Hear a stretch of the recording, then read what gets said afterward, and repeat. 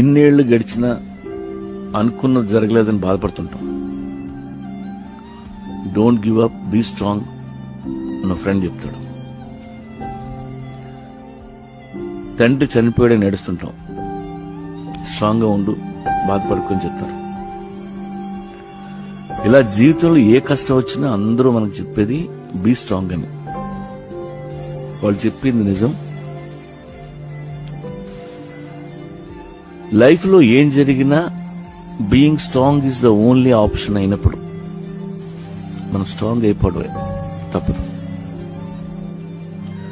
Strong అవ్వకపోతే బతకలేం.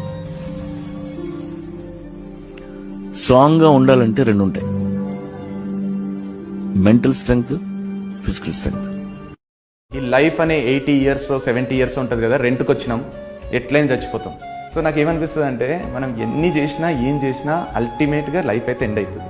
So బతికినన్ని రోజులు చచ్చిపోతూ బతకడం కంటే ఒక్కొక్క మూమెంట్ బతకడం ఇంపార్టెంట్ కదా. అండ్ చాలాసార్లు వేరే వాళ్ళ లైఫ్ చూసి జెలసీ అవుతుంటుంది, అరే వాళ్ళ లైఫ్ ఎంత హైలైట్ ఉంది, ఎంత క్రియేటివ్ ఉంది. భూమి మీద ఎవ్వడి లైఫ్ కూడా క్రియేటివ్ ఉండదు.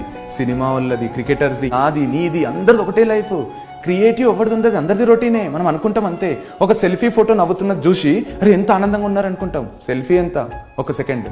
మిగతా 23 గంటల 59 నిమిషాల 59 సెకండ్లు బాధపడుతున్నాడేమో. నీకు తెలుసా సెల్ఫీ ఎంత టక్ అని నవ్వుతాం, అయిపోయి.